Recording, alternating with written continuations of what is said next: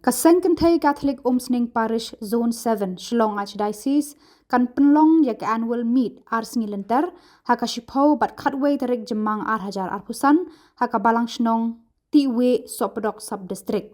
Na kalian ka Seng Kynthei Catholic Umsning Parish ka Khot ka wer ya baro ki para long kume jong baro santli ki sub district ki bahab hapo ko Umsning Parish bakin wan banishim bantalang haka te ke annual meet ban penlong da ka Seng Kynthei Catholic Umsning Parish. Ban rakheru ya ka Sngewbha kilong kume ka matas di.